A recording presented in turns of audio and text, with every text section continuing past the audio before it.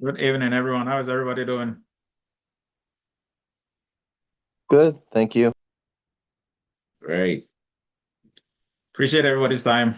It's Friday night, and we are here once again with Eretmis Cyber Chat. Tomorrow is Val's Day. Happy Val's Day to everyone. So tonight, we are going to continue with our own sharing their cybersecurity career switch journey. And tonight we have our very own Cyril is going to be here. Is here. He's going to be sharing his story with us. But before we begin, most now we are going to at least dedicate 5 minutes to 6 minutes just to do some Q&As before we jump into our main event for the night. So if you have any questions, about anything cybersecurity, you can bring it up, and I'll try my best to answer. And there are some folks on here who can also help as well to kind of strengthen the network. So if you have any questions, you can raise your virtual hand, you bring it up whilst we're doing some housekeeping stuff, and then we will take it from there. So any questions from the group?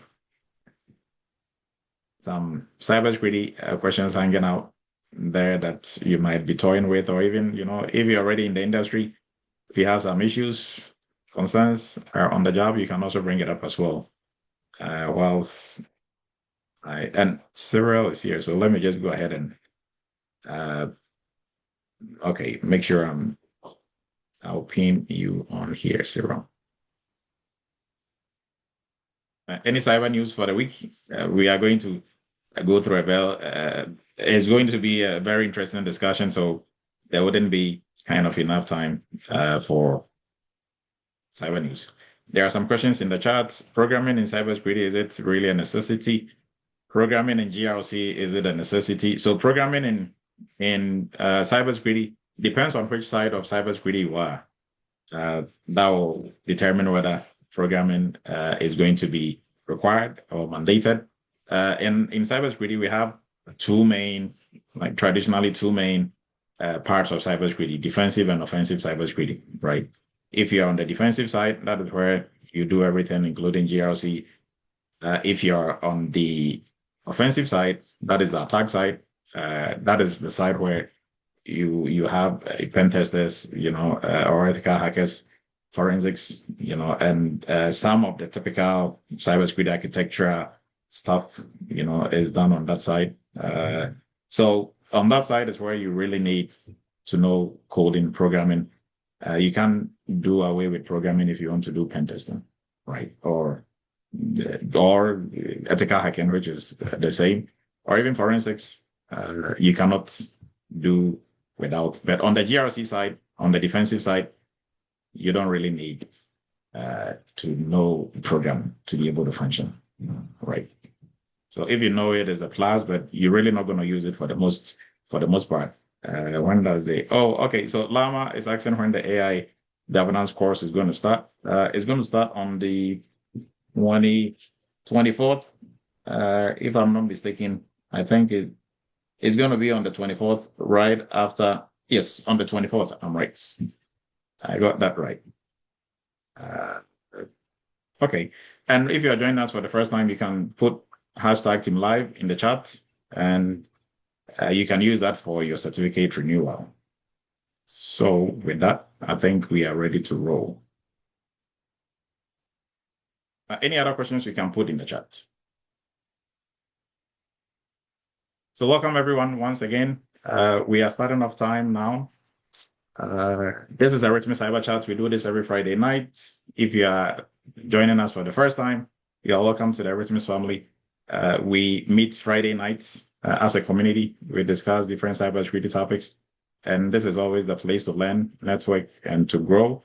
And we appreciate your time here. And like I always say, you are going to get something for your toolbox. Now, tonight's discussion, we are looking at the journey of Syria, jumping from whatever he was doing that he's going to talk about into cybersecurity. Now, the title for tonight's topic is picked partly from when he was given he was a guest speaker during one of the graduation ceremonies, So we just picked bits and pieces of what he said, and that is what we use for the tag. So he thought switching into GRC. He had done some IT stuff previously, so this would be something that he could do on his own. But he found out it wasn't that simple, right? So you are welcome. I'm Dr. Emmanuel Ledu.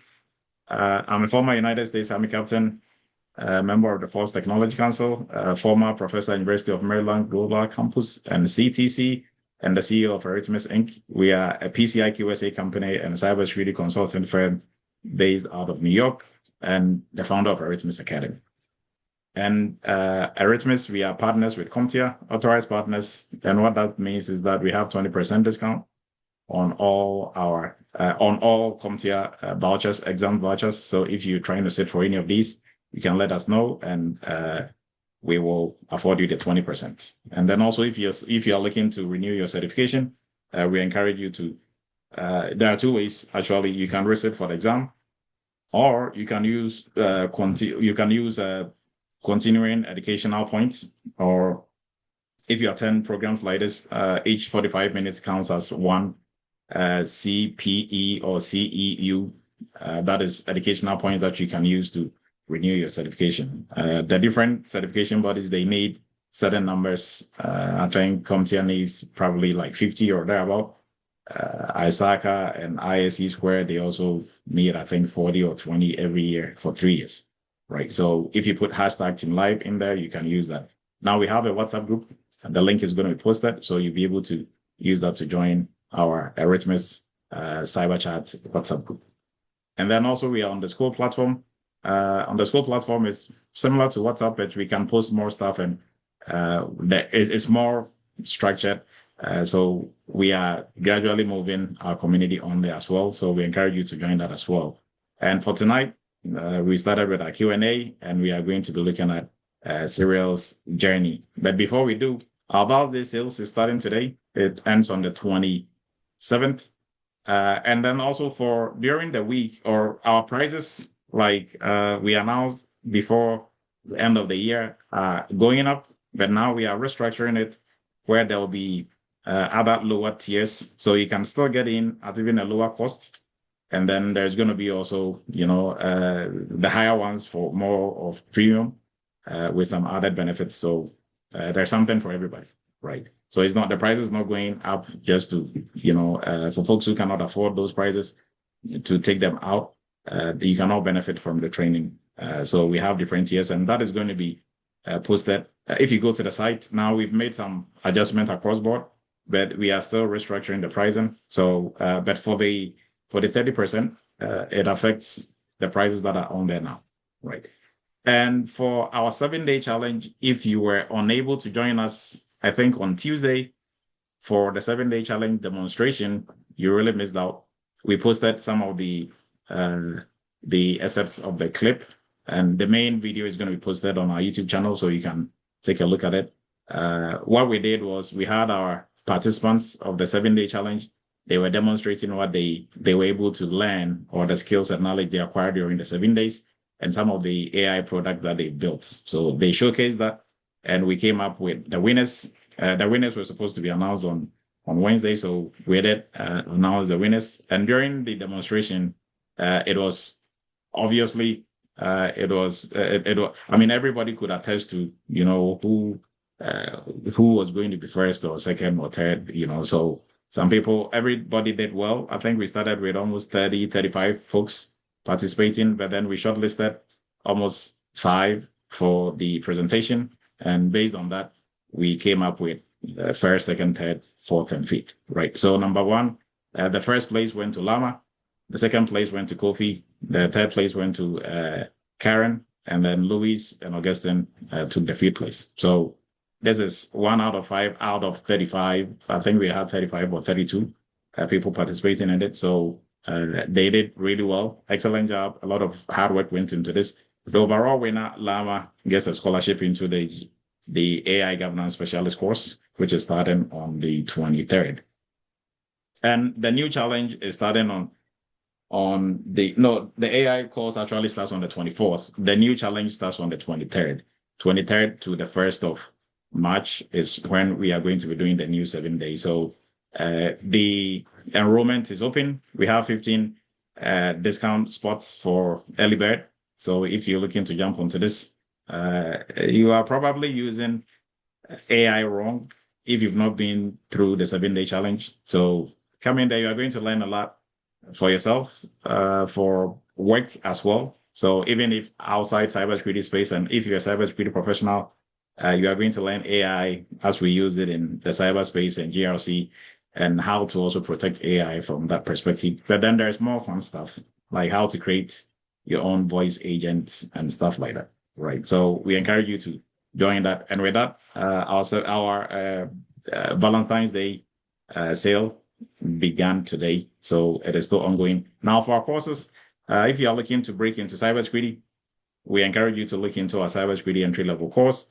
This is the best course that is going to help you move from where you are, depending on whatever, regardless of the background, to move straight into the cybersecurity space, right? And it's not just theory, it comes with hands-on, where you're going to work on different cybersecurity projects, become job ready, and ace your interviews and land your first cybersecurity role, right? And we also help with interview prep and all that as well, resume prep and all that as well, right?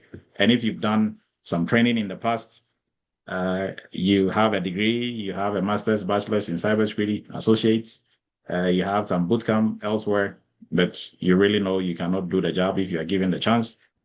This is where you get your hands dirty working on cybersecurity projects. And working on projects is not just using tools. Using a tool to do a scan is good, but that is not any project necessarily by any means. Anybody can show you how to do that in less than 20 minutes, but I cannot show you how to conduct risk assessment in less than 20 minutes, right? And if you've not also actually done it, then on the job, what are you really going to do? Now, this program takes you through 8 to 10 major cybersecurity projects, where you're actually working on the projects, not just theory, working on the project. So once you're done, you have a history in cybersecurity that you can talk about during interviews. And that is what employers are looking for, not just what you know and just theory. And then also, if you've started in the cybersecurity space, or you are starting, you've done your training, you are ready to break into the market, we encourage you to look into the cloud security course as well. Now, this is the course that every cybersecurity professional should take. Now, it is not just cloud security, but cloud security and compliance, combination of it. Now, this also cuts across AWS, Azure, and Google Cloud. It is vendor neutral, very hands-on. So you are going to learn not just the foundation in these 3 platforms, but also how to move around and work, do audits in this space as well. And then our AI governance for everyone, all cybersecurity professionals, aspiring cybersecurity professionals, we encourage you to jump onto the upcoming AI governance course. Now, AI governance is gradually or is part of your role as a cybersecurity professional now. Most companies now, they are adding that to your cybersecurity role. So it is only prudent you get ahead of it before it gets too late, right? So kindly hold one. No, I think there are a lot of people in the chat. I'm just letting them in. Okay. All right. So as we move along, we are wrapping up on our housekeeping and then also our PCI DSS. If you are looking to specialize in the most arguably lucrative niche in the cybersecurity space, we encourage you to look into the PCI DSS space. Now, this is by far the highest paying role for most of our students. Now, students from entry level and others, they are making 6 figures, mid 6 figures, higher 6 figures.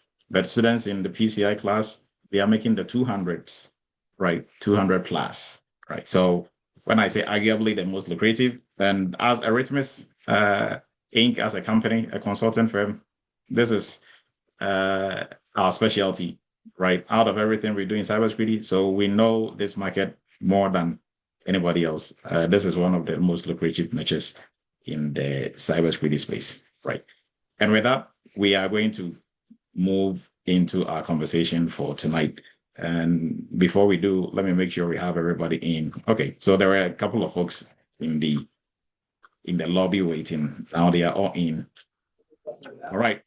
So tonight, this is going to be how we are going to go about it. As we are going along, if you have any questions, you can kindly raise your virtual hand, and we allow you to ask your question.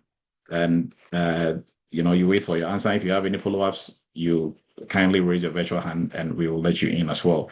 Right. So without wasting much time, Serial, you are welcome. Now to introduce Serial, Serial was part of our one of the mini internship cohorts last year, I believe, right? I think early last year.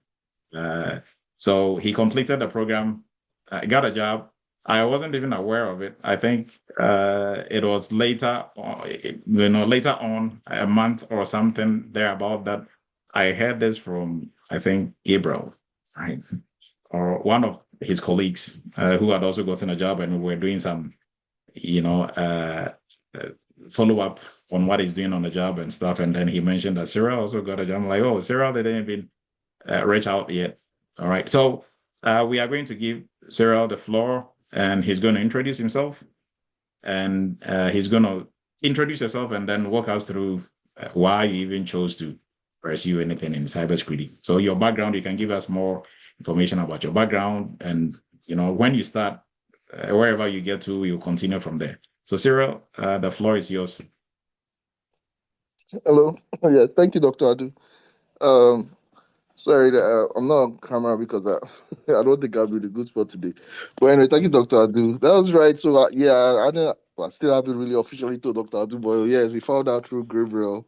That's right, because me and Gabriel were in discussions. Gabriel was he was my mentor during my own cohort, and like Dr. Adu said last year when we were in the session, he was my mentor. So I kept in touch with him and my other mentor as well, and also my cohorts as well.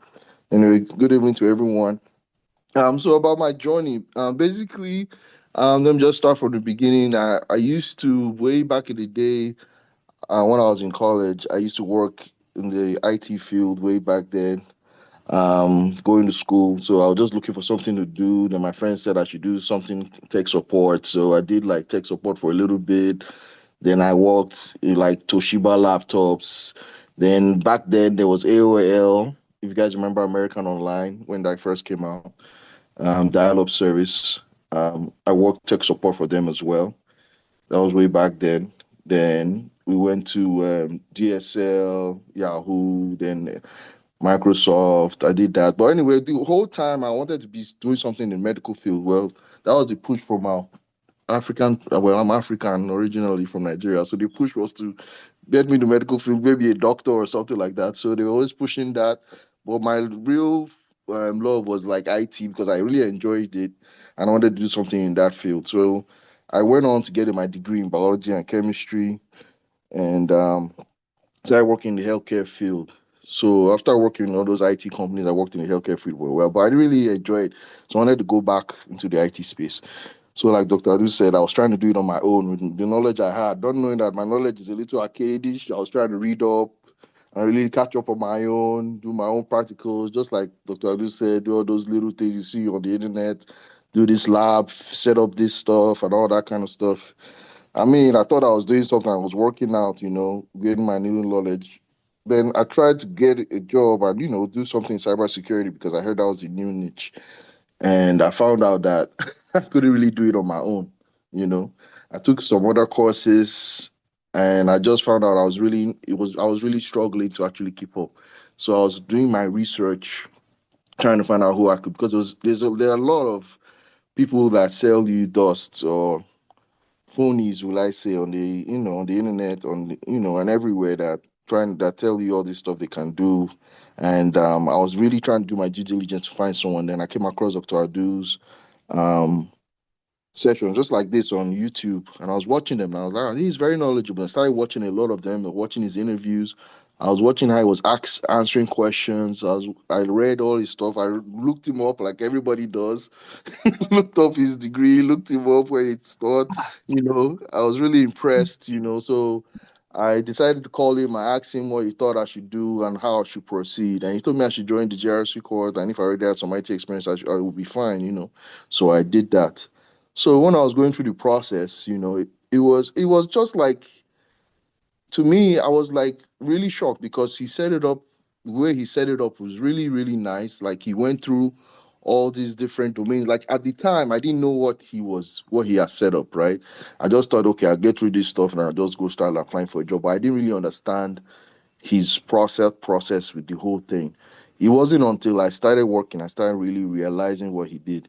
So just to give you an example, there was one of the classes we took, and he just said, just look at this problem and see how you guys can fix this, and we came up with the solution, like a group, and how we should fix the problem. There was something about something not encrypted, some old databases on this issue, and we talked about it, and he gave us like leads and told us how we would really do it in the real world.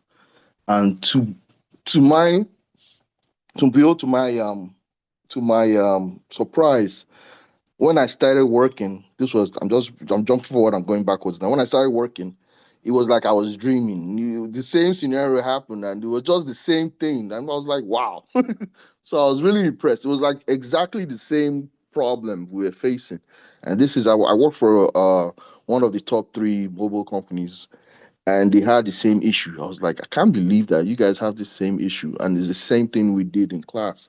So just to give you an idea, and we walked through different domains. So when I got through with the cohort and went to go do my interview after going through the cohort, my interview process was basically asking me what domains I've worked in, and me in my mind, I'm like, I think I'm comfortable with anyone, you know.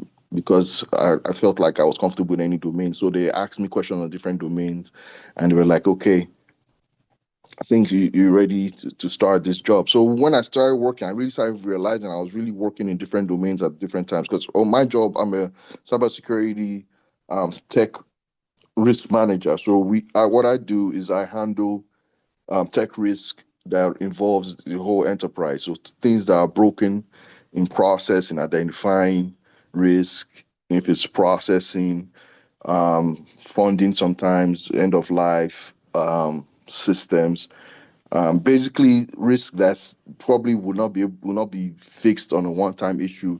It might need involvement of higher stakeholders or upper management to help fix that problem, or maybe it might be a process problem or things like that, or it might be documentation problem. I mean, the list is endless. But what I'm just saying is that from my cohort, I was able to gather enough knowledge to work in this field, and I'm very comfortable doing what I do. I have never called anybody or asked anybody for help because the knowledge I got was quite enough from my cohort. And it's very, very amazing. Like I said, the way Dr. Adu set up the program, and now I really see the whole benefit. And like I tell people, what I do now is easier than what I even did in the cohort, because now, I mean, I take my time to like resolve these cases. Then it was like a week. You had a week or so, a couple of days to resolve this. Now I have ample amount of time to resolve these issues I deal with. And sometimes even when I'm talking with stakeholders, they say they've been there 20 years, been here 25 years, and some of them don't even know some things are going on. I was like, wow, and you've been here 20 years. you know in my mind, I'm thinking that. But anyway, I just wanted to say that I really appreciate the journey going through his cohort, the way he set it up. I appreciate everything I learned. Also, dealing with people, things of that nature. When you work, and those are real life experiences you get to as well, because you do get that pushback when you work in the real world. You will deal with people that are difficult. You will deal with people that might not want to do their job. You have to figure out a way to get them to do what they need to do.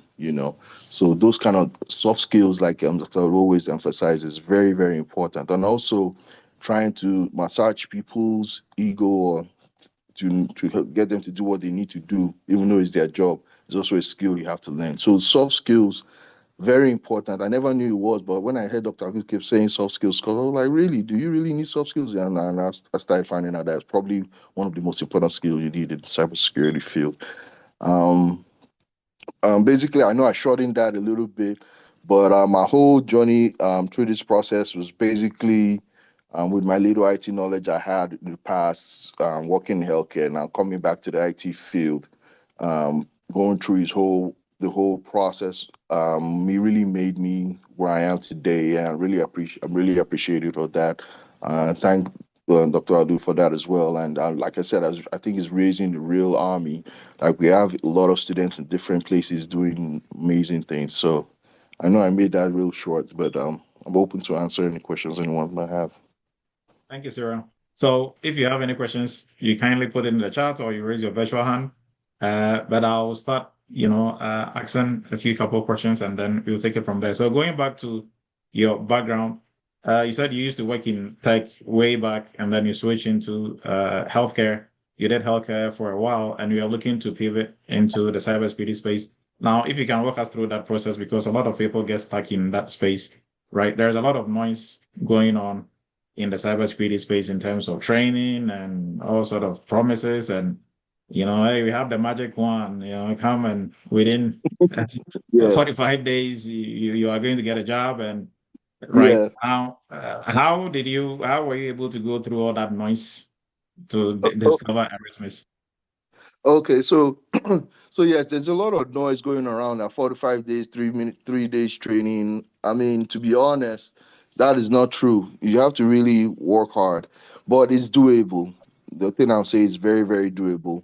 You have to be dedicated and be ready to work hard. So like wh- when I went through the process for me personally, um because I've tried, to be honest, I've tried some other things before meeting Dr. Adu, and you already knew some of them too. Like he was mentioning, I remember watching one video where he said you can't do third party risk. I think that's cybersecurity, and I did that, and I was laughing, And he also said something about risk management and do cybersecurity. I did that too, and that was funny because that is true. Because some people try to sell you courses on risk management, or like I saw someone put in the chat just now, like tooling.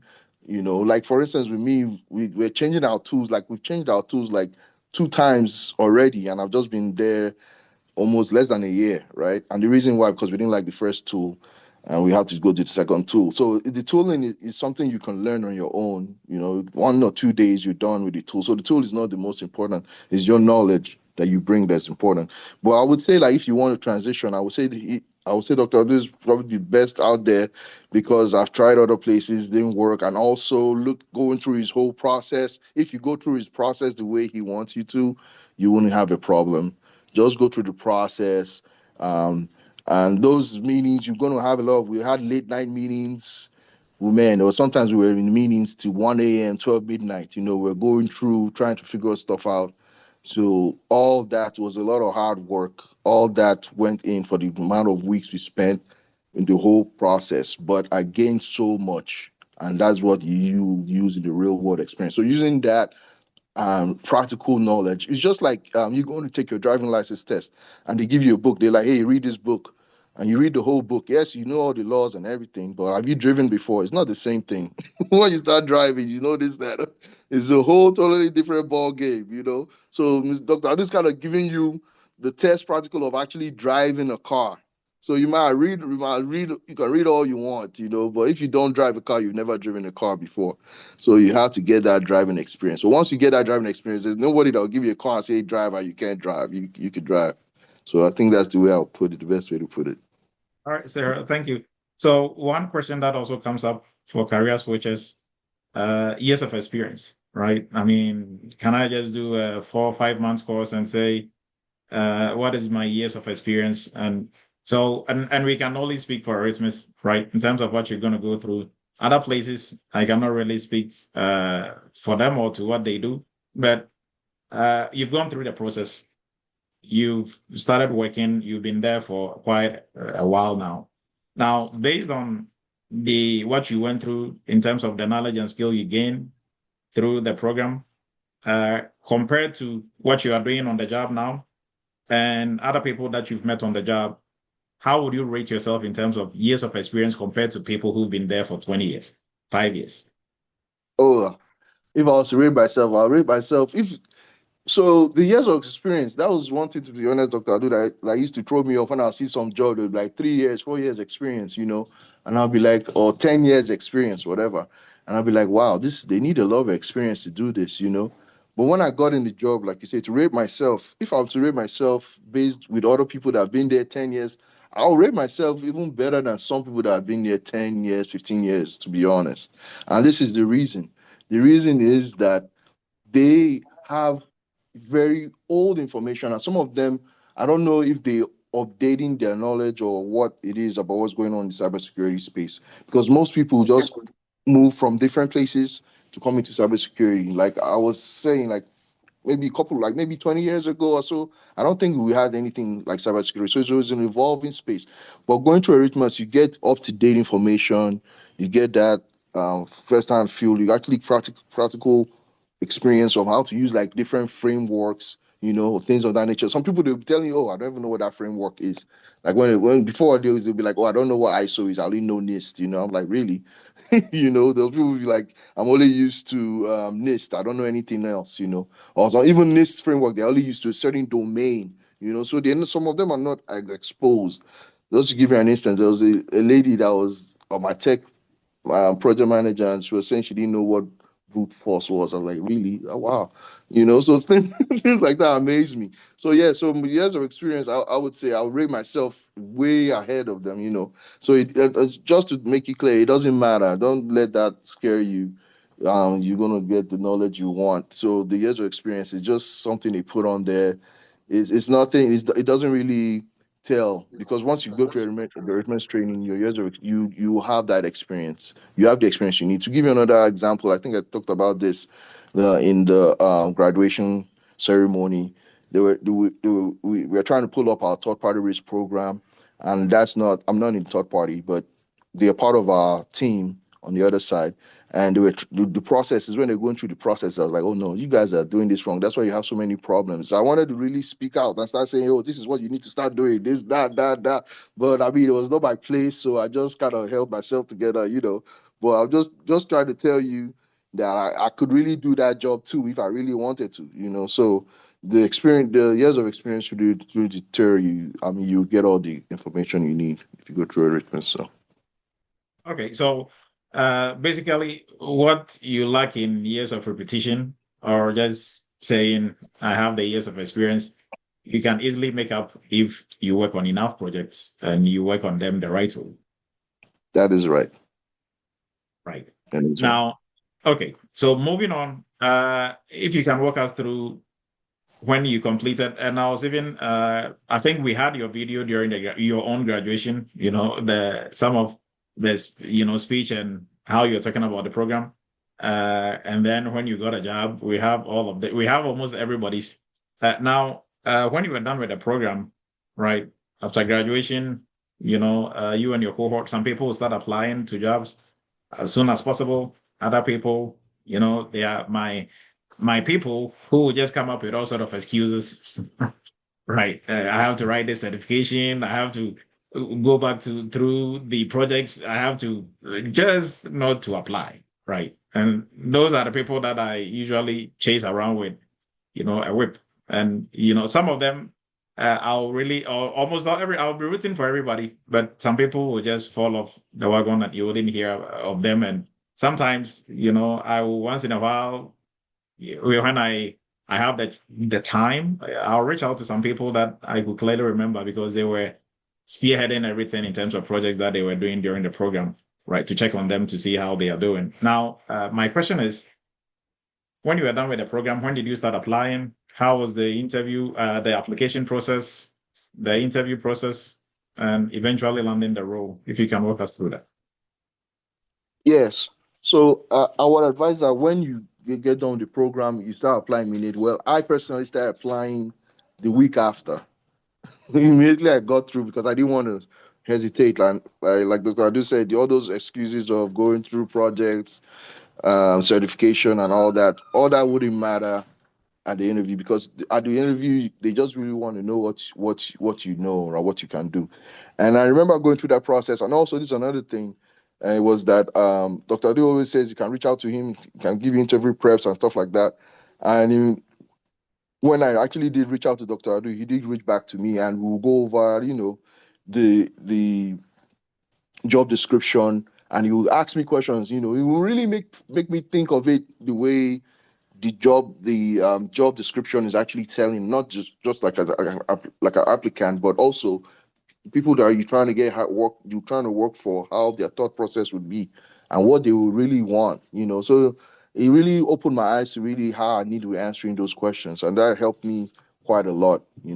I did like 2 or 3 sessions with Dr. Adu during that period, and it was very, very responsive. And he helped me, gave me a lot of tips.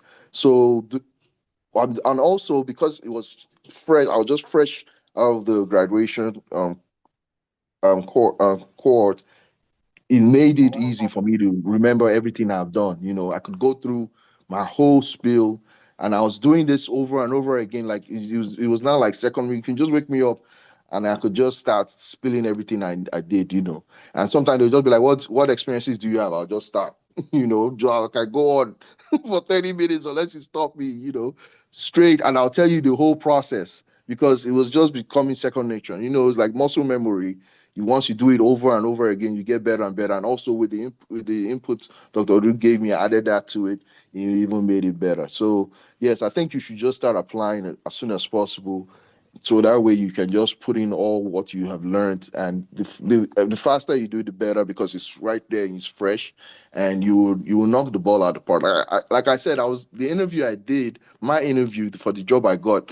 Actually, I was on vacation. I was driving, and I got a call, and I answered it in my car, and they were like, "Oh, are you ready for an interview? Just want to just do like a real quick screen, maybe 10 minutes, whatever." I'm like, "Okay, fine." I didn't even stop. I just kept driving. So I did the first screen that way, and the lady was like, "Okay, we'll call you back," and she said the time, and I knew I was going to be on the road, so I had my laptop ready, but I was still driving. So when she called, she was like, "Okay, the interview is about to start." I just parked somewhere, just to turn on my laptop. And she's like, "You still in the car?" I'm like, "Yeah." Well, I'm driving back on vacation, and I did the interview. So I did my first interview that way. So I remember, like I said this, I think I said this in the last time too. She was like, "Okay, this is going to be our final interview. You're going to be interviewed the CSO, and all these people are going to be there. Please don't be in your car." I was like, "Okay, fine." So I did take that one in my car. But just to tell you how relaxed I was and ready for it, I wasn't really stressing or panic or anything, because it was already built in memory, and it was also fresh. So I would say apply as soon as possible. Don't make any excuses. You might make mistakes the first time. Yeah, that's fine. But you become better the more interviews you take. And also be ready to get some no's. You will get some no's definitely, but you will definitely get a yes. You definitely get a yes. Okay, so how many jobs did you apply to, and how many interviews did you go before you were able to finally land this one? So I applied to a couple of jobs. To be honest, I didn't apply to so many. I can't remember exactly the exact amount, but I got maybe about 5 interviews that I went through. And out of those 5 interviews, I got 2 offers. I took this offer because it was more flexible. And yeah, even the second offer, they wanted me to move to Austin. They wanted to pay me really good, but at that time, I didn't want to move to Austin because of my family and stuff like that. So I decided to take the more flexible one. Okay, so you said that offer the man was pretty good. How much were they offering you for you to move to Austin? They were offering me 168. 168. Okay, And that's so just base, not including stock and the rest of it. It was a big company actually. Yeah, it's one of those cloud services, the big one. okay, okay. Yes. So I So was going to how be was doing the like risk assessments for them and stuff like that. and like what was that role again? I was going to be doing risk assessments. Risk assessment. Okay, okay, Yes. okay. So how did it feel like to get 2 offers? Yeah, trying to Oh, break into this, and now you have 2 offers. The dilemma is to choose between to go to the left or to go to right. yeah. So it felt good to have 2 offers out. I was telling my family, hey, maybe we need to move to Austin. you know. But yeah, it felt good. Because I didn't really expect to have 2 offers that quick, and also, like I said, I only did 5 interviews. And to be honest, after I got 2 offers, I didn't follow up on one other interview. I just left it the way it was, because I was like, I'm ready to start work right now. So I left one of them hanging. So I had one offer. So it's basically I was like pursuing 3, then I lost maybe 2. So and those other 2, I think one of them was my very first one. I wasn't really ready. I think, and also the first one I didn't contact Dr. Ado on that one. I just kind of winged it on my own. So I was like, okay, I need to really come up with a game plan. And that's when I started contacting Dr. Ado and he started giving me some strategy on how I should go about it. And I think that really helped me improve my chances as well. Okay. So, and we know for interviews, for every company, at least you do 3 interviews. Was yours the case? Did you do 3 interviews? And if you can walk us through your technical, your non-technical, and then maybe probably the first one would be your pre-screening sort of. What was the interview process like? Yeah, so the interview process, like the pre-screening was the one I was telling you that I did in the car. He was just kind of telling me what have I worked on, what domains have I worked in, am I comfortable doing risk assessment? Am I comfortable with any frameworks, things of that nature? It was just a general interview. That was the first one. Like it was about 10, 15 minutes. It wasn't too long on that. Then the second one was with my immediate boss right now. It was more tech. The second one was actually more technical, and he was asking me questions about like validation, going through the process. How do you assess risk? How do you use the risk register? What's the risk register? Things of that nature. Um, how would you make sure that an issue is properly validated? Like for instance, if you do vulnerability testing, how would you make sure? You have to do it again to see that vulnerability has been taken care of. And how do you reach out to stakeholders? I mean, so it depends on the room, what stakeholders you're talking to, if they're technical, if they're non-technical. So you have to dumb the language, like Dr. Adu would say, if they're not technical, and if they technical, you have to be really on your technical game, things of that nature. And also ask me what kind of issues have I dealt with. And I just kept bringing up those issues that we did in call.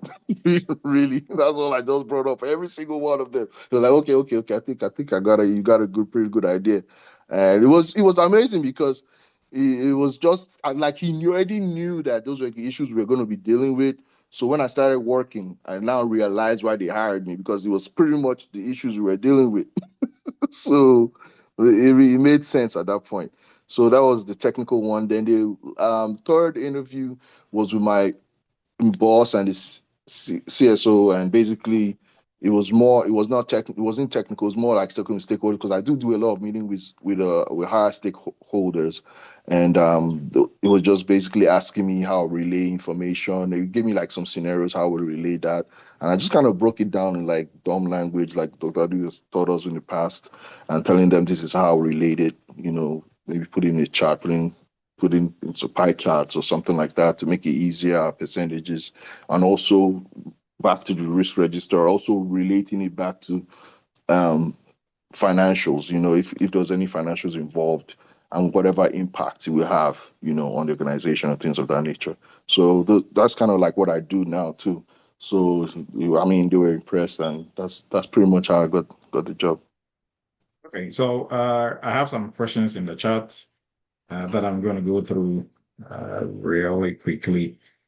So the first one is how many interviews did you do, and the phases you kind of explained that. Uh, what are some of the difficult questions, or what were the most challenging question for this particular job, if you can recollect any? So I think um the difficult question would be, well, let me see. Difficult question. I really can't remember anything being so difficult for me to answer, but I think it was more like scenario, like based questions. Yeah, so just kind of answering them to actually get a solution out of it. I think that they were just looking to see how you apply yourself, how you your process, your thought process, and how your process of thinking or working would be. I think the question I remember them. I'm just trying to think if I can remember anyone specifically because it's been a while now. I'm trying to think if I can remember anyone specifically. I think it was based on encryption. They had like some questions on encryption and what standard we're using. Like I already said, this was something that we already had a discussion with in the cohort. So that was something I just answered. So it wasn't really difficult. I didn't really have a difficult question in my opinion. So that's what I'll say to Okay. that. And then Ramsey is also asking, how did you know true job ad from a spam or a fake ad site? Oh. So, so those sometimes you have to be careful with those true job ads. So I try my best to do my due diligence and see if I can get the same jobs on the website itself, on the job on not on job boards, but try go directly to the employee's website and look for that same job. So that's one way I do it. Another way is like just looking at the site, the website, and verifying that that website is real. Like I Google it, I research it just to make sure it's not a fake job or a fake site. But sometimes I haven't been victim of this, but I've had like family members be victim of those fake job sites before. So I just try to do my due diligence to make sure I don't get a victim of that. Okay. And then also to add to that, so one red flag, if anybody reaches out to you for an interview, and before you even do any interview, they are asking for your credentials, i.e., send us your social security card, send us your passport, your permanent residence card. I mean, that is a big red flag, right? We need that before we proceed with the interview. That is a red flag, is a lie. No company has that room and time to entertain that if they are not moving you forward or giving you the offer. They don't have your time, right? So if they put out a job post, you are coming there just for an interview. Like the most they will ask is, are you legally allowed to work in the United States? That's it. Is it either a yes or no? You don't need to, show any proof. Now, when they do give you the offer, then as part of the onboarding, you have to submit, the proof that you'll be able to work and everything else that they need. At that point, you have, and like Sarah also said, do your due diligence. Mostly, the trick to this is if you see a job post, go directly to the company's website and apply through them, right? Now, I know LinkedIn and all these other job boards, they try as much as possible to make sure whoever is posting a job, you are using your company's website and company's email. But I mean, that I can easily create a domain name and create a website with it. And scammers know that, right? So you just have to be extra careful. So anything that sounds to be too good to be true, sometimes they even will be chatting with you and they say, we've given you the job. Which serious company does that? A chat on WhatsApp to give you a job without an interview, cybersecurity job? No. Right. So, I mean, those are some of the ways to be able to. Now, Emmanuel is also asking, how many years of experience did you have on your resume? Right. And I think we keep talking about years of experience. Well, so, Cyril, how many years of experience did you put on your resume? So, your technical, non-technical combination, what did you put on there? I think it was technical. I mean, combination probably about I think eight total, or something like about 8 years. Yeah, 8 years. Okay. Okay. Yes. And to add to that, to your years of experience, not necessarily just you working in cybersecurity for 8 years or 9 years or so years of experience is a way for them to gauge your level of expertise and experience in terms of what you can do, right? So don't get carried away. Do not say you're not going to apply to a job because it asking for certain years of experience and you don't have. Apply to it anyway. If they were just looking for years of experience to give you the job, then they won't interview anybody. If you just say you have 6 years of experience on your resume, they'll give you the job. It doesn't work that way. They'll still bring you in for an interview. During the interview, that is what you are demonstrating there is what is really going to speak to your years or non-years of experience. So whatever you put on your resume is fine. They'll bring you in for an interview. the years of experience is with you, not on paper. So what you've done and what you can do is your years of experience, right? So and Delph is asking if your job includes coding. No, no coding whatsoever. Okay. So with that, we are going to continue with the questions. And if you have any questions, kindly continue putting it in the chat. So now you got a job. Walk us through for in processing. How does that or I mean, I say in processing, we do in processing the army. Here is onboarding, right? So for onboarding, how do they really go about it? Just for people who are not, and also for people to be able to know when some uh, not so good people are trying to pull the fast one on them. So how is the onboarding and your first day on the job? How did that go? Oh yeah, so for onboarding, basically, they before you onboard, they make you go. Well, I personally had to go send my verify my um, legal status. I had to do a drug test, things of that nature. Based on that, and based on that, when I showed my ID, I did the drug test. Then they said they received it. Then they sent me some things to fill out, and I filled those out and had to go through like onboarding training for like a week of different things. And I met my boss. I met the HR department. HR gave me like a day training, just telling me what I'll be doing, what my responsibilities are. To sign a lot of paperwork, and after signing all those paperwork, they gave me like a week to go through some trainings on that. So when I did the training, then and I was put on the team. Then I was introduced to the different stakeholders, different teams, and their processes and things of that nature. It was basically a smooth process, but the onboarding process, you will know when you really um, get a legit job, because they're telling you what the next step would be after that, the next step after that, before you actually start. They also send you, also before that, you have got your offer letter and telling you how much you're going to make. And also you fill out the information with all your details, your bank information, your personal information, and all that. So after all the training was done, then I just got to working. So that's how that went. Okay, so first day on the job, how did it go? Did you cry for Oh, mommy or you were like, oh, where is the thing? no, actually, to be honest, first day on the job was actually pretty good, because um they said we're going to be working on some stuff. They had like some um issues that they wanted us to go through and see.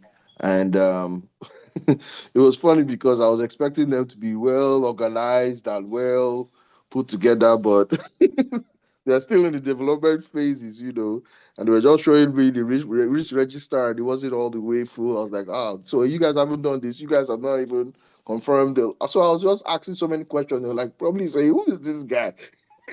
Asking all these questions. Because I'm looking at the register and I know it's not all the way complete. They were like, "Oh, we're still working on it. We're still doing this. We're still doing that." A lot of things have to be put in place. So, like, I could see a whole lot of gaps. So I was just showing them where the gaps were.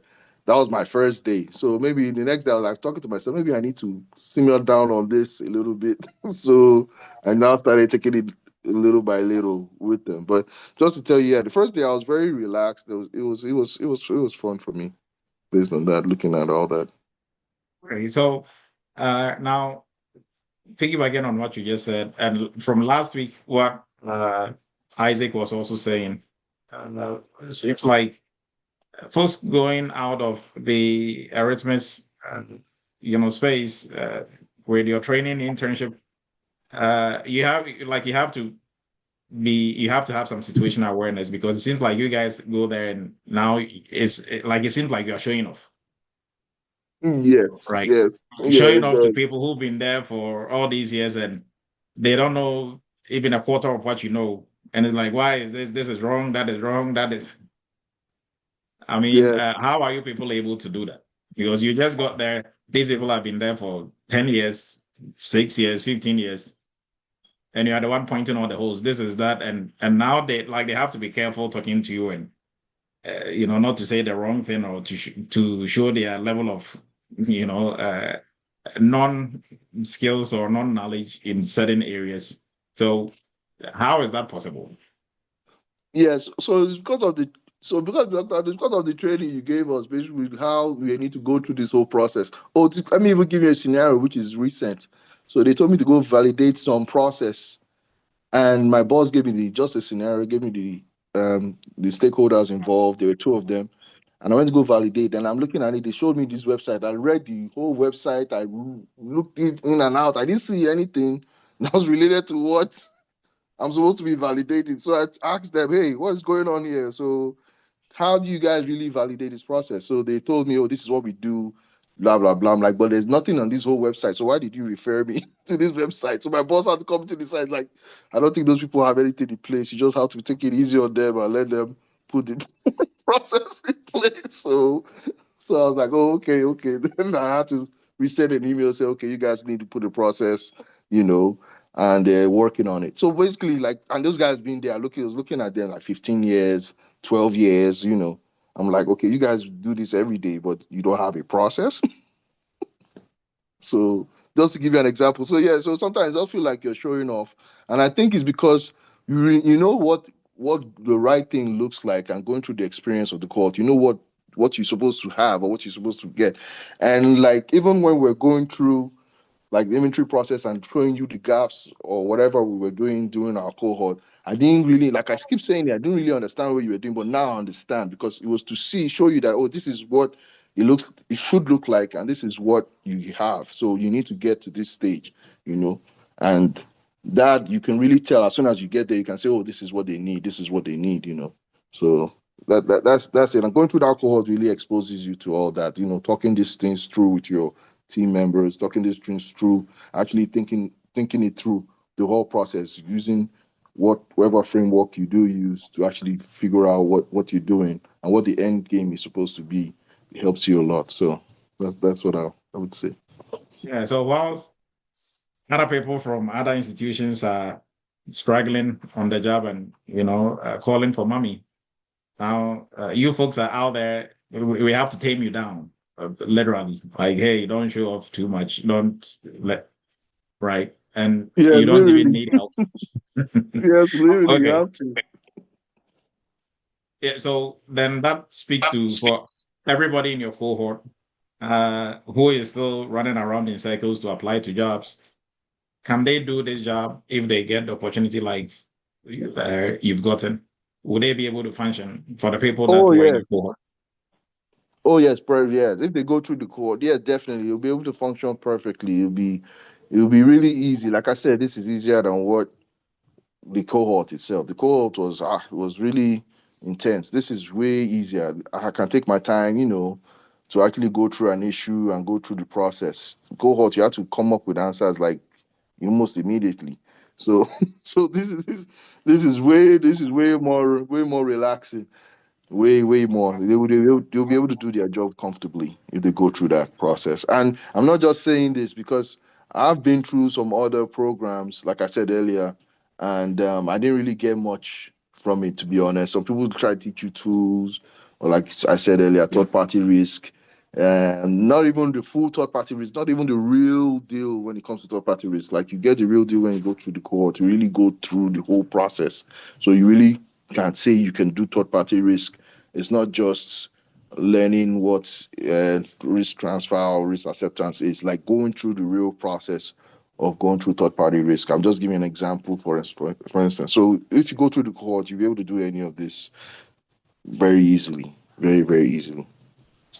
All right. So we have some questions in here. Uh, Angelica is asking, what tools did you have to work with? Do you use Excel as well? So what tools are you using on the job?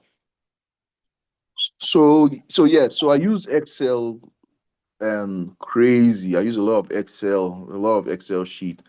And that one I knew that because from and the reason I even knew about Excel was even listening to Dr. Adu's videos. A lot of guys were like, "Hey, you have to learn your Excel, learn your Excel." So I was ahead of the game on that one. So I started learning. I mean, I knew Excel a little bit, but I just started improving on my Excel. And it's nothing major. I mean, just going through YouTube, you can search for anything you want to search for Excel. That's one of my main tools. I use Excel. Now just started using Power BI, and that's just because I deal with a lot of execs and they like to see all those reports. And it's nothing major, just clicking the fields that you need and just kind of putting it out there so they can get what they want. So I just started using that recently. And like I said, they even have like a whole tutorial on how to use it and all that. And I just used to hear Power BI, Power BI. I thought it was some this complicated tool. It's nothing amazing. It's easy to use. I use that, but that's not that. Like I said, that's just for reporting because I deal with execs. Then I use ServiceNow as well, and SharePoint, which is Microsoft tool. I think those are the main ones, really. Then Teams. I mean, the rest of them like Teams and all those kind of stuff, just for communication, things of that nature. So, but the tools, like I keep saying, is not something you should worry about. I think the main thing is getting your knowledge. Knowledge is more important. You can always learn these tools.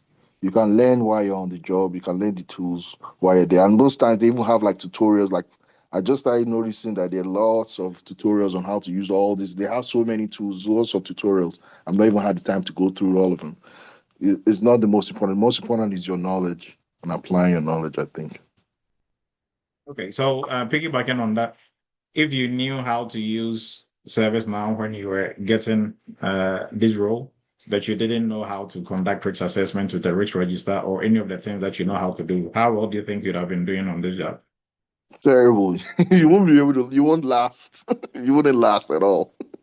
Even knowing ServiceNow, If- won't keep you there? no, even though it's service now in and out would keep you there. No, and the funny thing is service now. Just to give you an example, some of our execs don't even know service now that much. They'll be like, "Oh, you can add this, right? Oh, I didn't know that was there." They will tell you. So just to tell you, it's not that important. What's important is the knowledge and getting that through, because you can always get someone to teach you the tool, and you can always learn that. So Yeah. yeah. And to piggyback on that, did you know that the owners of the tool, whoever is selling the tool, they are responsible for teaching you the tool when your company buys the tool? Oh, I didn't know that. I had Hmm. no idea. Yeah. If you want, reach out to ServiceNow, their customer service, and tell them, hey, I'm working in this company. We are using your tool. I need training on this and that and that. They have some videos they will send you, or a lot of resources they will send you or point you in the right direction. Oh, okay. That is good to know. But Yeah, I had because no idea. if right now your company buys a tool from Eretmis, who is supposed to train the whole entire team on the tool? You're supposed to So go learn it on your own? no, the arrhythmias are trained, yes. Yes. Because then somebody else, I'm not the only one, Eretmis is not the only one that has the tool. Other people have similar tools. So if it's part of your sales and marketing is not to train on the tool, then I'm not going to figure out how to use your tool. I will just go buy somebody else's tool. So that is to tell you, yes, you should know a tool, how to use at least one or two tools, but don't waste your time chasing tools. Right. Don't waste your time chasing tools. Spend your time chasing the skills of how to do the actual work. And that is what Cyril is talking about. Now, somebody is asking imposter syndrome. So you get there and you're like, do I really belong here? I'm new. How did you overcome that? I really didn't really have that imposter syndrome, so to speak, because there was nothing they were throwing at me that I didn't know about. At least I have some knowledge about. So I really didn't get that imposter syndrome thing anyway. So that didn't really apply to me, really. Because Okay, because so it's always the imposter syndrome. I think is like if you think you're not supposed to be there and they ask you something that you have no idea. So I've never had that situation up till now. yes, and to add to that, so yes, imposter syndrome. Yeah, you might, your mind will play some games with you, but imposter syndrome really becomes a problem if you don't know what you're doing. Right. So at that point, it's not imposter syndrome. You just don't know your job. Because if you know your job, yes, you'll be shaky maybe first 2, 3 days because you are, but then when you start executing, and because it's something you've done over and over, all fears and everything goes away. Now you are the one pointing them, no, it has to be this way. No, it is that way because you are very sure of what you're doing and you've done it a couple of times. Right. So just like going to an interview, yes, you have some level of stress, but if you really know what you're talking about and everything they're asking you is something you've done, something you know about, you will forget about the stress without you even knowing you've forgotten about the stress, right? The stress is just going to go away without all that fear, and that stress is going to just go out of the window. But if they ask you and you don't know, they ask and you don't know, no matter how confident you are, you turn around and you start stressing. Now you start to panic because the interview is not going that well, right? So the way around imposter syndrome is make sure your knowledge and your skills are intact. They are very solid. And imposter syndrome will run away. Right. So we are going to Abraham. How was your experience with other frameworks you had not been exposed to before? Were you handed frameworks to familiarize yourself with for the job? Yes, they had some frameworks. They were trying to combine some kind of Adobe, I don't even know what it's called, some kind of framework they had. But I mean, if you know, like when we went through the call, went through like three different frameworks: NIST, ISO, I can't remember the last one now. CIS, there we go, CIS.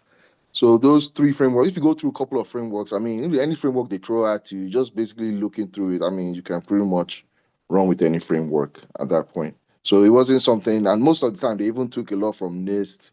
They took a lot from ISO, some here from NIST and here and there. So it wouldn't matter what framework they threw. But anyway, we do have a framework we're working on, and it's like a hybrid of different ones kind of put together. That's kind of like what they're working on, and it's based.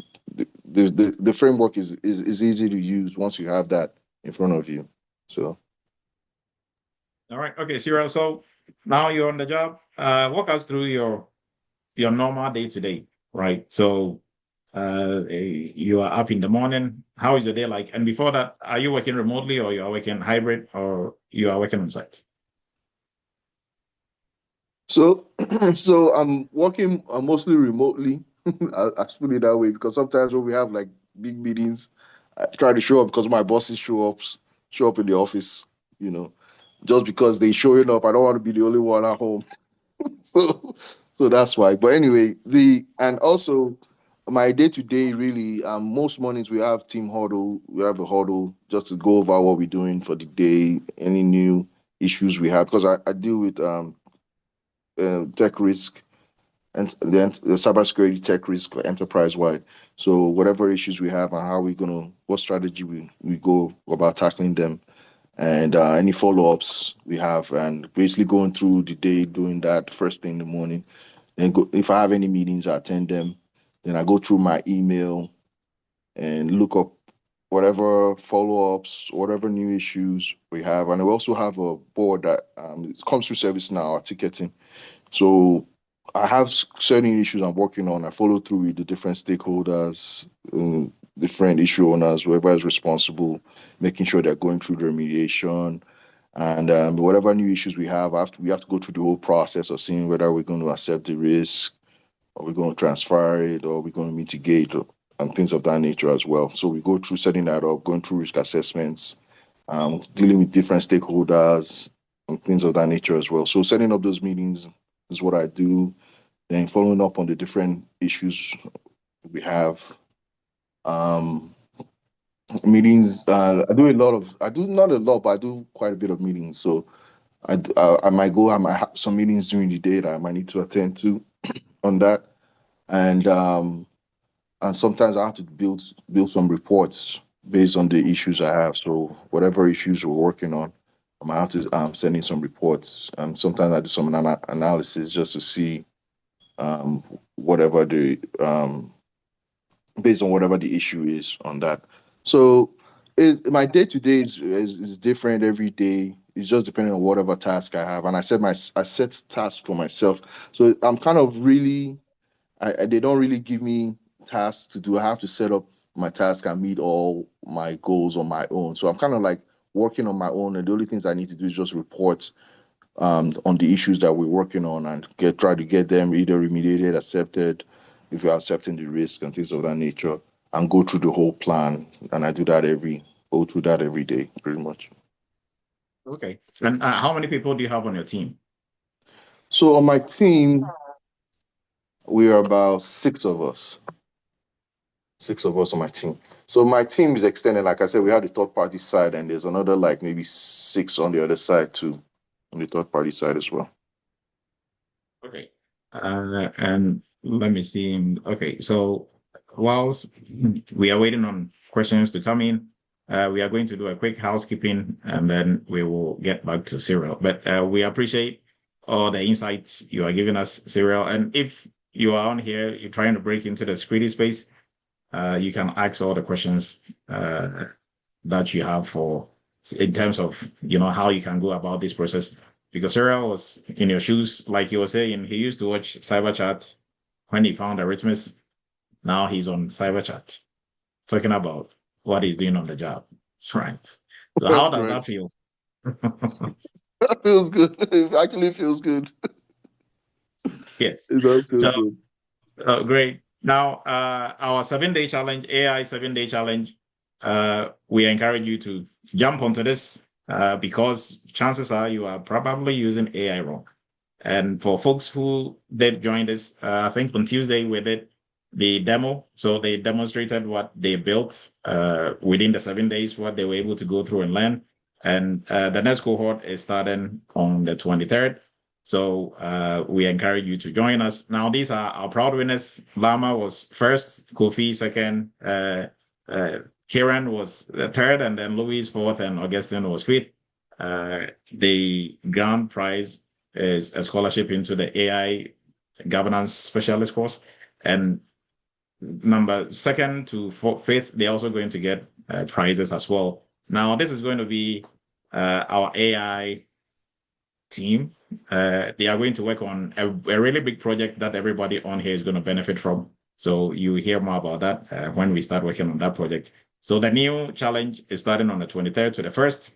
We have only 15 spots reserved for a discounted spot. So if you wait till the 15 is gone, then you have to, you're not going to get that discount, right? So if you go on the site, the link is going to be posted. You'll be able to take advantage of that. Now, our Valentine's Day sales is starting today, is ending on the 27th. So for all courses, you get 30% off. And if you want to get into any of the programs, like the one that Sarah was in, you can do so with a discount. And then also for our courses, we are restructuring the prices.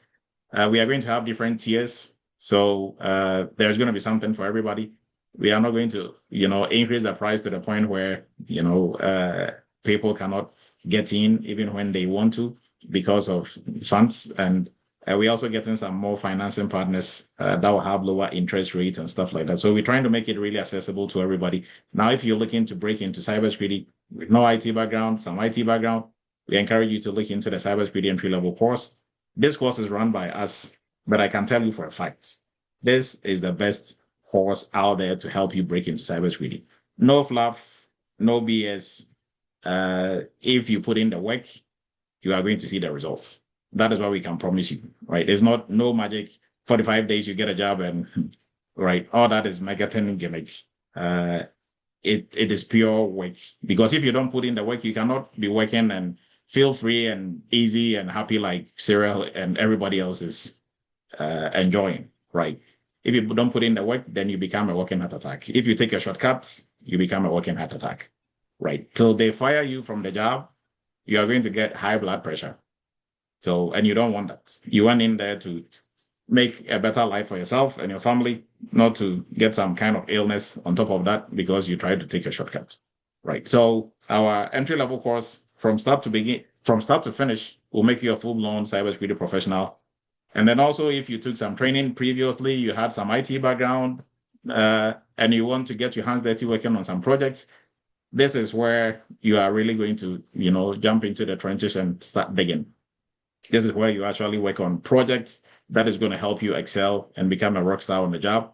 Now we have to tame you not to show off too much on the job, just like all our speakers from previous cyber chats. You can easily tell, right? There have been instances where Serial and others will speak, and people will reach out behind the scenes and say, "Are you really sure these people are new in cybersecurity?" Yeah, there is really no way you can tell me. And yes, of course, they are telling you the truth. I mean, we can't pay Serial enough to create everything that. Then he might be a really good storyteller to create all these things from scratch. You can't pay anybody enough to just, and you will see through it. Everybody here is not dumb. If somebody is talking nonsense or even rehearsed and coached, you will see. I'm asking serious questions without even, I don't even have any questions. And he's an open book. You can ask him anything and everything. And he can speak to it.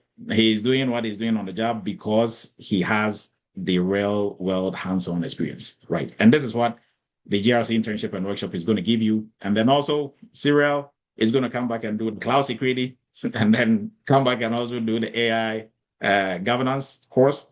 Because when you get on the job, you don't have to relax, right? Don't let everything get way ahead of you before you try to catch up. It's good to stay ahead. Now, even if you are trying to break into cybersecurity, we encourage you to go through entry level. Once you're done, you can jump onto any of these advanced courses like cloud security and others, right? And all our programs are very hands-on because, I mean, without hands-on, just your knowledge and theory is really nonsense, right? For lack of better words, because it is really useless on the job. If Syria went there and they were like, hey, help us with a risk register, help us restructure our whole entire risk management setup. That is not where for you to be, schooling them on the theory and the concepts of risks. Yes, all that is good, but do the job. And that is where the problem comes in, right? Now for AI governance is here. AI is here to stay. We are using AI in every company to do a lot of things. AI governance is also starting off just like how cybersecurity started penetrating around 2010. Don't wait till it is way past and you are trying to chase the tail of AI governance.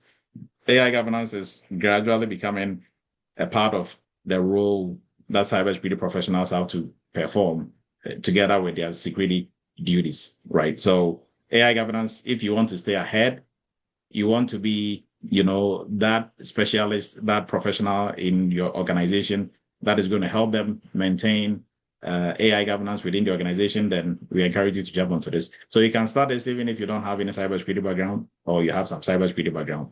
And then our PCI, our payment security compliance, if you are looking to specialize in the most lucrative niche, as Sarah said, one of the roles that he got was 168. And you might figure, why 168? What if I told you there are professionals who went through PCI who are making 250, 260, 300? One job, not two, one, right? And even those people, they are being shortchanged. They'll get a job, they'll call me, they are so excited. I'm like, man, they could have given you way more than that. Well, Dr. Edu, until they start working and they're like, they'll call back, this VP is making 450 and he doesn't know anything. I'm like, yep, told you.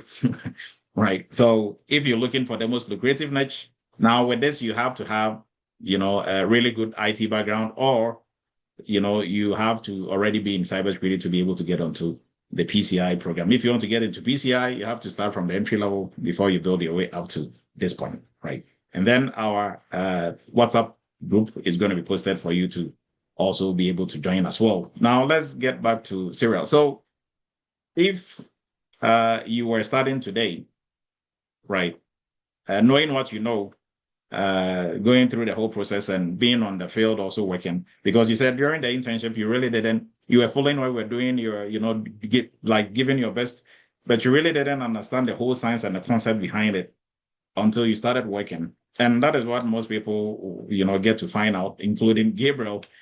During Gabriel's time, they will literally, hijack the presentations on the weekend and say, Dr. Edu, but we have to be using these tools. And because probably he was, watching too much YouTube videos somewhere.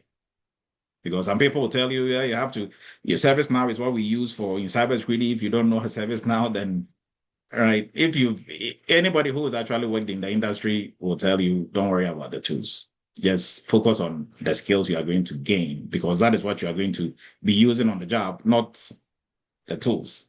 Because for the example that I always give, you can learn how to use a stove and a rice cooker and a blender. That doesn't mean you can cook anything, right? You can Right. learn how to use ServiceNow and learn how to use Nexus, and it doesn't mean you can do any cybersecurity job. Using the tool is not the job. The job is the thinking part of it, the putting two and two together. The critical analytical part of cybersecurity, that is the job. Because if we tell you to conduct third-party risk assessments, you are not doing it, in a vacuum. You have to do it in context. Now, if you don't understand the moving pieces, you don't understand the context. You don't understand the first step, the second step, why we do it. You are really of no use. Even if somebody tells you the steps, or you go to ChatGPT, gives you the steps, how do you really execute? That is the job, not use it. And at that point, no tool can help you. Right? Any tool, not even ChatGPT, no tool can help you if you don't know what you're doing. Now, if you know what you're doing, a tool will make it easier. A tool will augment what you're doing. But if you don't know what you're doing, you're on your own. YouTube cannot help you. Nobody can help you at that point, right? So that is why we always stress on gain the skills. And you can't gain the skills without the knowledge. So the knowledge first, and then work on some projects. Even if you don't come through Eretmis, go find some projects and work on, right? Either than that, you can find a shortcut onto the job, but the system is going to spit you out eventually with a heart attack, right? And you don't want that. So Cyril, you can go ahead. If you are starting off today from scratch, what do you think are the right steps that you are going to take, and how are you going to go about it? So for anybody who's trying to start today, what will be your advice? Like from scratch, not knowing anything about cybersecurity. Yes. I would say if I was starting from scratch today, in fact, somebody even asked me this question. I just told them to go and register with Dr. Adu. That was my answer. I think she probably is in your class right now as we speak. So I just say go register with Dr. Adu and take his course and just go through the process. Go through the process and work really hard and assimilate everything. And as soon as you get done, just start applying. Because like I said, I had all that IT tech experience. I've been through so many trainings. Even some friends that I had that were in cybersecurity, I even asked them for advice, and now they gave me some advice, but it didn't work out. So I just figured I had to figure this out on my own, and that's when I started doing my own research, my own due diligence, and I found it, like I said, on YouTube and started listening, and I registered. So it wasn't until I went through the process I really understood what you were doing and how you were doing it and the way you were arranging. So getting the knowledge from the start that way and going through the way, I think is the best process to go through. And once you get through that, you'll be ready to go for the job. You'll be really ready. Okay. Thank you. And because you said friends, I just wanted to ask you a question on that. Now, your friends who were in cybersecurity before you got into cybersecurity, going through the program, even before you got a job, when you spoke to them and you wanted to discuss cybersecurity stuff, how did that go? Oh, wow. So they were just like they were the ones that told me to go and take that third party risk class, and I took it and I really didn't get anything out of it. So I kept wondering, how are you guys doing your job? But it wasn't until I got in the field and I kind of understood it. So some of them are just kind of hiding, working hard. Like you say, always say, working hard attack, you know, every day, not really know what's going on, just pray they keep their job the next day. So that's how they're managing in there. But if you really have the knowledge, you'll be very fine. You'll be okay. You won't be working hard attack. You just go do your job. And they lack a lot of knowledge because they're not exposed to anything else. For instance, they're just exposed to third party risk, and they're not really exposed to third party risk. Like I said, they really don't know the real process. So yeah, so I feel like going through your program actually really did expose me to a lot. Going through everything, like I mentioned, just not only technical, the soft skills you acquire and the knowledge base you acquire once you're going through that, the practical knowledge, the practical skill, and applying that in real life, all that helps. All that together makes it really perfect. Thank you, Sarah. So I think what we've not touched on is certifications. When you apply, and what certifications did you have? When I was applying, zero, none, and Okay. none. And they didn't ask you, because you don't have a No, certification, we're not going to give you the role. no, they didn't ask me for anything. And up to now, they've not asked me for anything. They didn't ask me for anything. Although they did say that, I mean, if you want to move up the ladder, yada yada, some certifications, would be nice to have. So none. Okay. So, I mean, now for everybody, when we say this, people think, yeah, Dr. Edu, you are going off on this again. But this is real world, real life. Maybe Dr. Edu is just tripping when he says certifications are good. Don't get me wrong. I have a couple of them. They are good. But certification shows you are continuously learning, which is excellent. But certifications without hands-on and not being able to do anything is really useless. So don't memorize test questions and go pay for certification exams whilst you can invest that money in gaining the skills that will get you the job. Because I know people with 5, 6 certifications, and when they reach out to you for help, they are really proud of, I have Security Plus, CISA, SIM, and they keep listening and I'm okay, okay. And where are you working? Nowhere in cybersecurity, right? They need help. Test their security knowledge, just knowledge, not even skill, and they're all over the place. Ask them cybersecurity kindergarten questions, and they don't know their left from the other left, right? But they have all these certifications, and at that point, I know how you got the certification. Yes, memorize test questions. Go sit. If you're lucky, all the questions come, you pass. And I mean, industry players like myself, you know what is going on. People are even paying $2,000 for somebody to write certifications for them.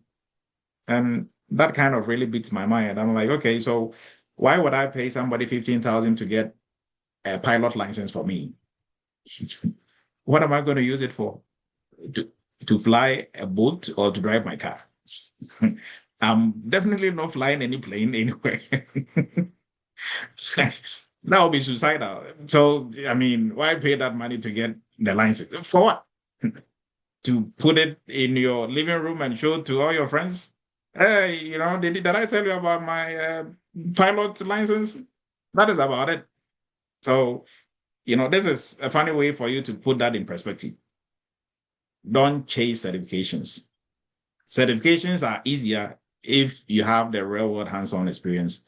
If you are writing a certification exams, you can relate to the questions, you understand the questions, you understand the intent behind the questions. So you don't have to memorize test questions. You just have to, if you do practice tests, it's just to, polish up on your speed and just to see how they frame the questions and stuff like that.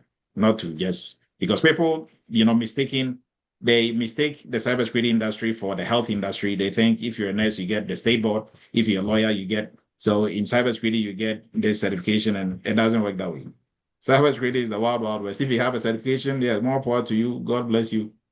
But that is not going to guarantee you any job. Same thing if you have a cybersecurity degree. Yes, I mean, excellent. You've shown that you are trainable, you can stay in school and get a degree, but what can you do? That is what, employers are looking for. So until the industry gets saturated where they have the luxury of saying, well, Syria, we think we can do the job, but they do have the degree. And the industry is not close to that by any time soon. And with AI and everything else jumping in, AI also needs security. Everything else that they keep adding on also needs security. So now we need more security professionals than people think AI is going to replace anything, right? So thank you for that, Cyril. Now going to Doctor, I just okay, wanted to say, like, in our yes, go ahead. cohort, I was going to say in our cohort, we had someone in our cohort that had a basters degree in cybersecurity. I Okay, mean, so and he even went through our cohort. So, like he mhm. was saying, he had the degree, but he couldn't really do much with it. So, just to relate to your point, what you were Yeah, saying. yeah, and I speak to people who have one guy had two master's degrees in cybersecurity, and guess where Wow. he's working in cybersecurity? Nowhere. Wow. And if he's given any role, he's going to be a working hyperpack. Oh, So, a degree is good, but get in the industry before you go get your cybersecurity degree. That has always been my advice to people. Right now, some people think if you have the degree, then they're going to give you the job. Even if, be honest to yourself, even if they give you the job, what are you really going to do there? And that, brings up my next question. Cyril, people think when you get a job, they're going to train you on the job. What training did you receive on the job to do what you're doing? no, nada, no training, not one So day of training. nobody showed you how to do risk assessment and all that. No, they didn't. They didn't show us how to do it. No, in fact, they were asking you how do we improve this process. They were asking you for improvement. No one showed me So anything. they are, or first day on the job, they are asking you for some deliverable. How would you help us do this? How would you? Yes. How do you see? How would you improve this process? What do you think we could add to this? So there was no training, zero training. Yes, because they're paying you all that money, knowing you are the expert you say you are, coming in to help them, not the other way around, right? And like the funny example that I also give is, Sierra, are you going to hire a driver? And then when the driver comes in, he's like, okay, sir, I'm all done. I've done onboarding. I'm ready to work. When do we start the driving training? What? Right. Want me to train you how to drive and pay you 100K plus? Really? No, Exactly. Sierra. I think Sierra has cousins and nephews and nieces that he can equally train and give them that money. He's not going to Definitely. train. Right. So, which industry does? Okay, so I think Andy is asking which industry you work in. Is it a banking industry? Is it insurance? Telecom. Telecom. Okay, the telecom industry. All right. So, I think we've answered the certification questions already. Any other questions from the audience? Oh, Raphael, please go ahead. Yeah, good evening, doctor. Hi, Cyril. Congrats. Hello. So Thank my you. question is this. After Eretmis internship, how did you, how would I say it? How did you cope or try to continue with your knowledge upgrade? With what? Or how did you, in all the projects, how did you perfect your skills or hands-on on them after the Eretmis trip? Because someone like me now, I've been doing a lot of things, trying to do certification, trying to go into more internship, just to keep up the knowledge. So how did you do yours? I don't know that you get my question. Okay. Yes, you're saying that how did I keep all my knowledge after the Yeah, cohort? all around the projects, TPR, risk assessment, research. How did you go on polishing your skills? So what I did personally, I kind of like went through all of them over again, going through the whole process.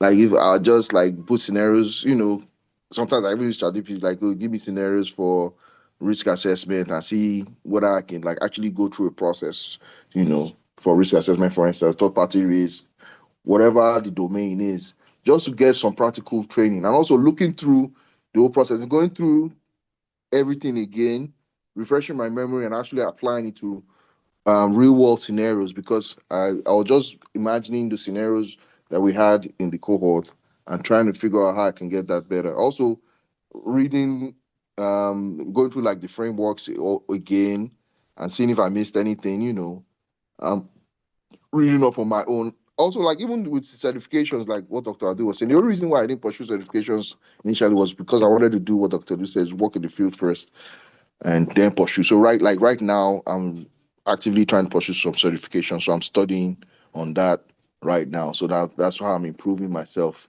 at the moment. So it's basically just going through the whole process all over again and actually sharpening your skills on that and actually seeing how you can apply that to scenarios or real world scenarios. Or you can even Google like top 10 um, risk assess, top 10, let me just say top um, 10 cybersecurity interview questions they ask based on risk assessment, so for instance, and see if you can answer that. Just Google that and come up with your own scenario and come up with answers or things like that. So that's how I kept improving myself.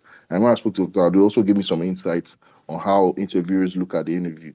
So I started improving myself that way as well, So just going through everything over again is what I did. And like I said, right now I'm going through certification, so I'm improving myself that way as well. So I don't know if I answered the question. Your cohort members, you guys are not connected, as in you guys don't go through it together again? So we did for a little bit. We went through. So after the whole call, we went through it for a little bit, but everybody started getting different schedules. And we're meeting maybe once or twice a month or something like that. But now, everybody's most people are working. Most people have different schedules, but we still try to keep in touch here and there. I talk to different members from my cohort. But initially, we were trying to meet as often as possible. But we try to go through everything again. But like I said, it's like how many weeks? It's a lot of information. It's a lot of information to go over it as a team. Yes. So I think go through it individually will help you and come up with a game plan. And just imagine, I just try to imagine that I'm actually working. I'm trying to actually resolve issues, and how will I go through that process? Kind of like that. That's how I envisioned it. And what I was using was like, for me initially when I started was like interview questions to see how will I answer this in an interview? How will I use, for instance, risk register to answer this question? How would I really do that? Just to give you an example. So those were the things I did. Yeah, I like that aspect you say your team members, you still come together and do one or two things. That is what I'm not seeing in my own group, but it's okay. I'm in another group and I'm doing fine. Thank you so much. Yes. But like I said, you can also do it on your own too. Yeah. But yeah, we did come together and do that too as well. Yeah. Thank you so much. Thank you. No problem. And to add to this, the best way to keep up with what you went through in terms of the skills you've acquired during the internship is to interview, right? So don't wait till you think you're 100%, because you're not going to be the one rating yourself during interviews.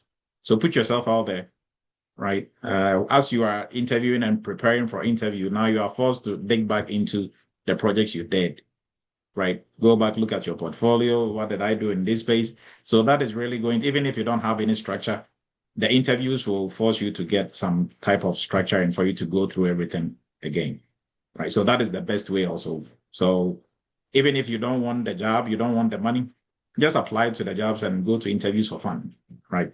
Maybe somebody will say an amount that is probably going to change your mind. So that is one way to keep up, because if you are just learning on your own is good, but you have to be testing it out on the market. And that is why we encourage everybody, even when you're halfway through any of the internships in any of the courses, you can start applying, right? I think when we had first started a PCI course some 5-6 years ago, I said the same thing, and we were not even in the internship. We were through the program. I think we're on our third or fourth module out of 8 modules. And like one of the students, he went through Eretmis. He had a job already. He wanted to do PCI, and he started interviewing. He went all the way to the 3rd round. He didn't get the job because obviously some of the things they were asking him were in module 8 and module 7 and 8, and we had not treated that yet. But that is how far he went, and he's like, okay, so now I'm going to take this thing more seriously because I've tested it on the job market and it actually works, is what they are looking for, right? Okay. So the best way to validate whatever you are learning is to just go out there and see, right? So work on the resumes. If you are not getting any feedback, reach back out to us.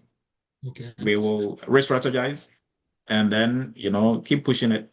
So when you start getting interviews, then like Cyril did, because I remember Cyril was reaching out and we're doing some job placement. And with a job placement is not go, look at just these questions. But if you do get me on the phone, you will think you have prepared for the interview, but have you? Cyril will tell you about that. And everybody else who's like, really? You think you're ready, but you'll be like, oh, I'm nowhere close. You are probably going to get off the call and be like, what was I thinking? What was I even, was I even preparing for this? Right? Because that is really going to, take your mind to different places that you wouldn't even think about for the interview. But that is, what is going to really, set you up for success during the interview. Osin, please go ahead. Thank you. Yes, hi, good evening. Thank you for the testimony. It's great to hear and very encouraging. I was going to ask, so I know you said, Dr. Du, a while ago that you'll be able to, I think to Raphael's point, like if you can't find people that would want to come together, I was thinking, or was hoping you could like maybe create a group of past, cohorts that maybe they can't find people to kind of like, train together and things of that nature. Because I had been applying, I even used like AI. I think there's this AI app that automatically applies for you because it's so hard to keep up with all the applications. So I kind of use it as a co-pilot to apply, but I'm not getting any responses, right? So so it's kind of twofold. I'm afraid that I'm losing the knowledge, and I'm also not getting the experience because I'm not getting any responses. So I'm just trying to understand like how can we best utilize each other, especially for those who want to keep practicing, but maybe the current cohort, their people are not, able to, but others may be in different cohorts, and we don't really cross paths, so it's kind of hard to organize. I was kind of hoping that maybe Eretmis could help kind of organize that, not to necessarily oversee it, but just to kind of like connect everybody and say, hey, this is maybe bi-weekly, we'll come together, do some interviews, and we can kind of, those who are interested will kind of co-facilitate it so we can keep the interest and engagement, if that makes sense. Thank you. Yes, that makes sense. That makes sense. Go ahead, Raphael. I was supporting what she said. That makes sense. Okay, so that is why we do this. And thank you for bringing that up, Osen. And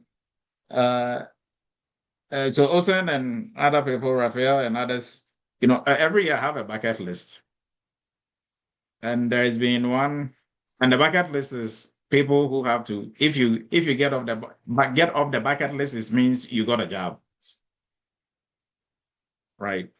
And I have some names on there, and mostly those folks, I keep an eye on them, and they are, yes, I keep an eye on everybody, but there are some selected few, because for them during the programs they go above and beyond, right? And I have that list. So for those folks, I'll be, we can organize stuff like that. So yes, thank you for bringing that up. That is something that we've been looking into. But I think we even have a better strategy for that. So it's still in the pipeline. But Osen, yeah, I know we've had one or two sessions or a couple, right? But for us, we're never going to get tired of you. So if you're applying, you're still not getting any results, don't necessarily try to do this on your own. Make the appointment. We're still going to take care of you, right? Our biggest payday is what Serial is doing, not the money he paid for the course. I wasn't calling and say, Dr. Edu, I finally made it. I got this job for 100 and I mean, how much can you pay us for that? Right. So we genuinely want to see everybody succeed, and I think everybody on here knows that for a fact. So, Osen, let's make an appointment and let's re-strategize. I think it was Steve. Steve, we had a similar session with him yesterday and showed him something totally different.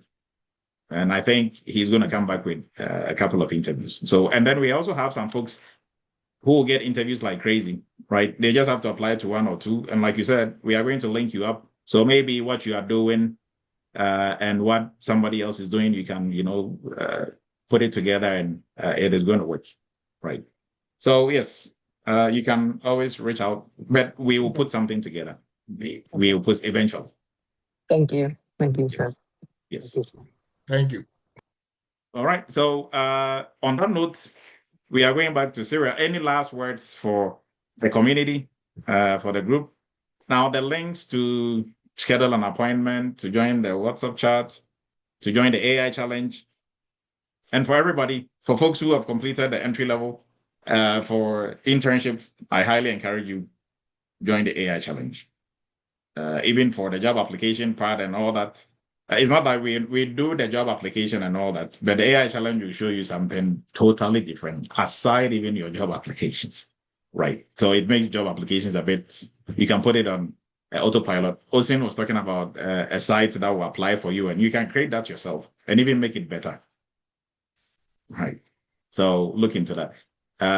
Okay, Ransford, we will let you go before Cyril gives his last words.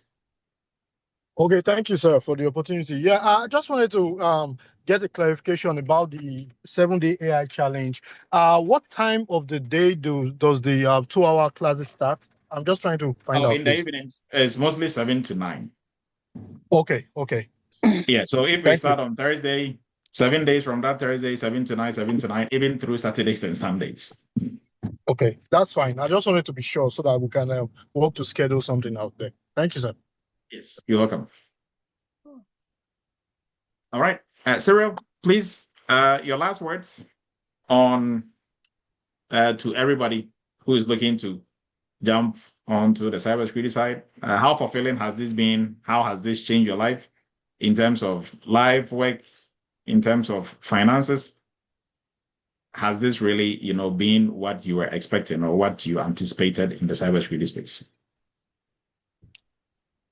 Yes, yeah. So this has really been an eye opener, like going through the cohort, going through the whole experience, getting that knowledge, getting that hands on. It took a lot of work, but I like the way it was set up. And going through the interview process and actually seeing the way the program is set up to actually make you succeed. Also follow up like what we're just discussing, like, the interviews and how you actually interview differently and see the interviews from a different light, you know. All that helped in actually getting me the job I have right now. And also the work-life balance is great. I'm not relaxed. I'm not relaxed. I'm very, very relaxed in terms of I'm not stressed. I'm not a working heart attack because I've been there before. That was before I joined Eretmis, but now I'm not a working heart attack. I really know what I'm doing, and I'm applying my knowledge. And if you want to actually get into cybersecurity, I think this is the best program you can get into. Like anybody always asks me, "Oh, I want to get into this." Like I've always been hesitant to refer anyone to any kind of program, but now whenever they ask me, I just refer. In fact, I have someone in the program in the chat right now, in the program as we speak. So this is the best way to actually get into the field, to actually get fulfillment. In terms of financials, is help. My are great, and for what I do, I think I'm getting paid well. And like Dr. Adu said, I'm going to come back for more classes so I can get up the chain in the ladder as well. So I think this would be the best program if you wanted to enter the cybersecurity space. Thank you. All right, Cyril, we appreciate your time and all the insights and sharing your experience on the job and your journey with everybody. And if there are no questions for the group, I think there were some team lives in here. And okay, going through the chat. Okay, I think we went through all the questions. So we will be wrapping up. Kindly be on the lookout. All the trainings that are going to be starting this month and early next month are going to be posted, and then also the Valentine's Day promotion is also going on. Discount is going on. The prices have slightly gone up. We are restructuring all the courses, so there's going to be way lower prices than they used to be, and then the normal prices and a more premium prices that comes with other add-ons that you are going to know. So just be on the lookout. That way there's going to be something for everybody, right? Umlan, please go ahead and we will wrap up. You can kindly unmute yourself.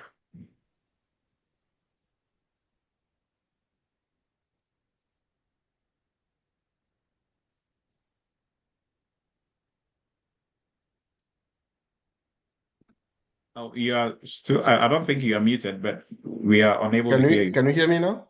Yeah, I can hear you now. Oh. Can we talk offline just for 5 minutes?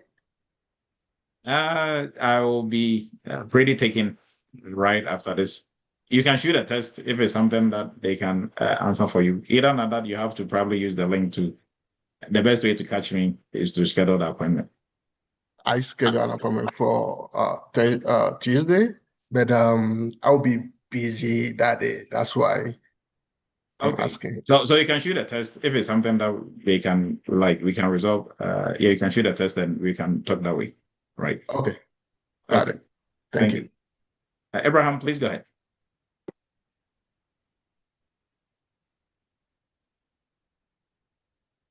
All right. I think Abraham had a similar question in the chat, I believe. Yeah, so the best way, if you schedule an appointment, even if I'm in a meeting or whatnot, I'll call you personally. Because if you took the time to schedule, then obviously we also have to, honor that. So now if you call, so the call, I kind of see the calls, but it doesn't all come to me on WhatsApp. There are people manning WhatsApp as well. But if you really, hey, please pass this on to Dr. Edu, I will definitely get that message. Right. So we are open book. You can always reach out and get hold of us one way or the other. So appreciate everybody's time. We are going to meet same time next week. Happy Vows Day to everyone, to your family and your loved ones. And we believe you've been able to gain something tonight for your toolbox. Next week is going to be Gabriel. Gabriel is going to let us know what he's doing on the job and how he also did this career transition. We've had some sessions where Gabriel contributed, and he's been on, I think, a guest speaker for different graduations. And Gabriel actually was the mentor during Serial's cohort.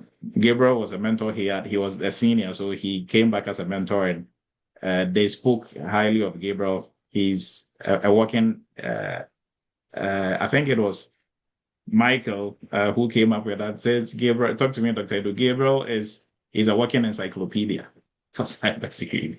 Like, yeah. So, yes, see, so Sarah is also, adding to this. So, Gabriel, you don't want to miss the working encyclopedia of cybersecurity next week. Gabriel is also going to tell his story, what he's doing on the job. And we know he's doing great things, but we can't wait to hear what he's doing on the job. So on that note, appreciate everybody's time. Have a great and wonderful weekend. And we will meet next week, same time. Good night, everyone. Good night. Good night.